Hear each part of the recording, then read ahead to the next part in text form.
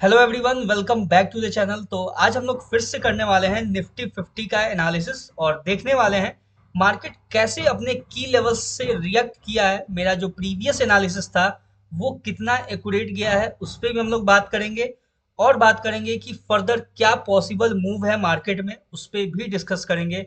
उससे पहले मैं आपको एक डिस्क्लेमर दे दूं, मैं कोई सेबी रजिस्टर्ड फाइनेंशियल एडवाइजर नहीं हूं। ये जो वीडियो है ये सिर्फ और सिर्फ एक एजुकेशनल पर्पस वीडियो है और मेरा जो भी एनालिसिस होता है वो प्योर प्राइस एक्शन और मार्केट स्ट्रक्चर के बेसिस पे होता है। ठीक है, तो अब बात करते हैं निफ्टी 50 के एनालिसिस के ऊपर। उससे पहले अपना प्रीवियस एनालिसिस को एक बार चेक करेंगे, देखेंगे कितना एक्यूरेट था, क्या सही हुआ क्या गलत हुआ, एक बार देखते हैं।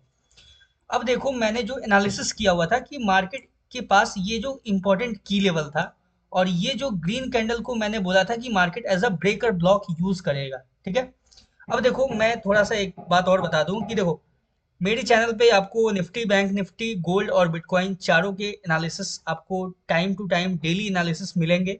तो आप चाहो तो सब्सक्राइब कर सकते हो और आपको अगर मेरा कंटेंट वैल्यूएबल लगता है तो एक लाइक और एक सब्सक्राइब जरूर से कर देना। जो डेली मैं वीडियो अपडेट करता हूँ, आपको डेली एनालिसिस करके अपडेट करता हूँ, उसका आपको regular time to time content मिलता रहे, इसके लिए इम्पोर्टेंट है कि आप सब्सक्राइब करके बेल आइकन को क्लिक कर दो। ठीक है, अब बात करते हैं एनालिसिस के ऊपर। तो मेरा जो प्रीवियस एनालिसिस था उसमें देखो, सिंपल देखो, यहाँ पे मार्केट क्लोज देता है, देखो 315 का ये कैंडल है, ये है कैंडल 915 का। मैंने बोला था आपको कि ये जो कैंडल है, ठीक है, ये देखो बॉक्स जो मैंने ड्रॉ किया हुआ था ना, एग्जैक्ट उस बॉक्स को टैप करके मार्केट वहां से डाउन साइड के लिए कंटिन्यू करता है। ठीक है, अपसाइड का जो लेवल था उसको रिमूव करते हैं क्योंकि अपसाइड में कोई आईएफसी कैंडल हमें देखने को मिला नहीं, ना ही अपसाइड में कोई ब्रेकआउट देखने को मिला। तो अपसाइड के लेवल्स को हम लोग 1 मिनट के लिए साइड करते हैं और जो अपना एनालिसिस था उसको भी साइड करते हैं। अब देखो, सिंपल मार्केट यहाँ पे आपको एक 915 पे रिजेक्शन आपको कैंडल देखने को मिलता है। यहाँ पे आपने एंट्री अगर प्लान किया, ठीक है, अकॉर्डिंग टू आवर लेवल्स, ठीक है, तो अब देखो कितना अच्छा मूव आपको देखने को मिला। मैंने जो ये की लेवल आपके सामने ड्रॉ किया हुआ था, यहाँ पे देखो मार्केट पॉज लेता है। ठीक है, पॉज लेता है फिर अपसाइड के लिए जाता है। ये जो लेवल था, ये जो लो था, इसको as a resistance market use करता है। ठीक है, और यहाँ से रिजेक्शन लेके कंटिन्यू डाउन साइड के लिए कहाँ तक मूव करता है।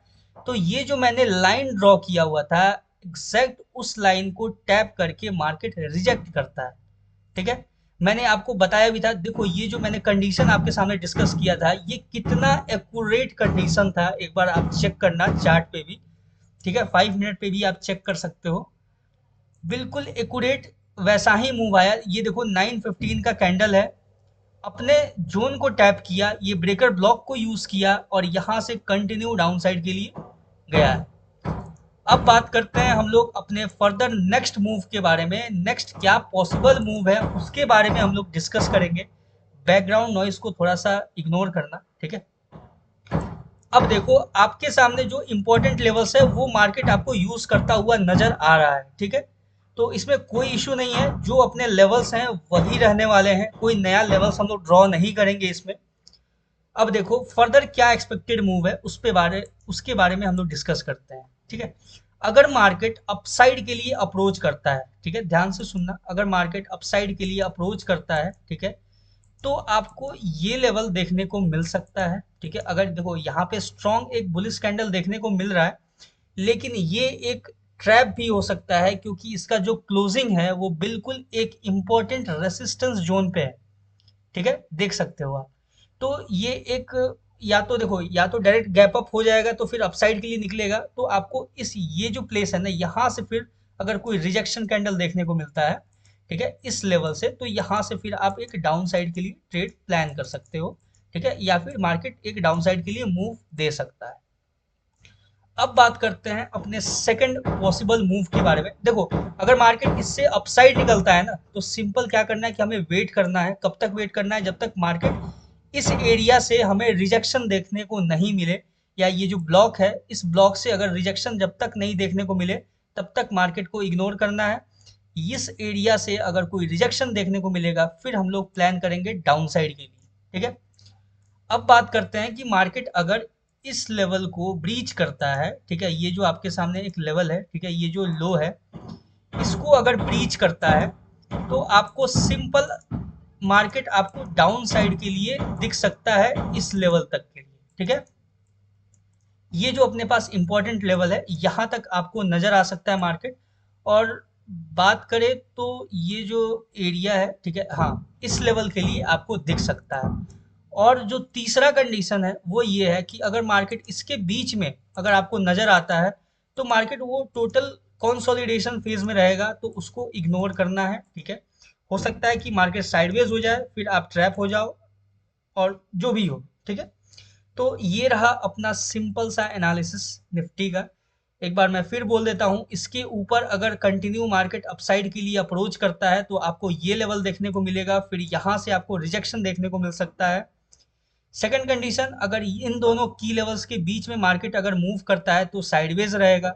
अगर इसके नीचे अगर मार्केट स्ट्रॉन्ग कैंडल के साथ क्लोजिंग देता है तो फिर आपको डाउन साइड के लिए मार्केट अप्रोच करता हुआ नजर आएगा, ठीक है। हो सकता है कि फर्दर इसके नीचे भी मूव कर जाए, अगर कोई शार्प फॉल आता है तो उस कंडीशन का बात है। बाकी ये रहा अपना सिंपल सा एनालिसिस, ठीक है, और कुछ नहीं है इससे ज़्यादा। चार्ट में मार्केट के स्ट्रक्चर को समझो, उसके चार्ट बिहेवियर को समझो।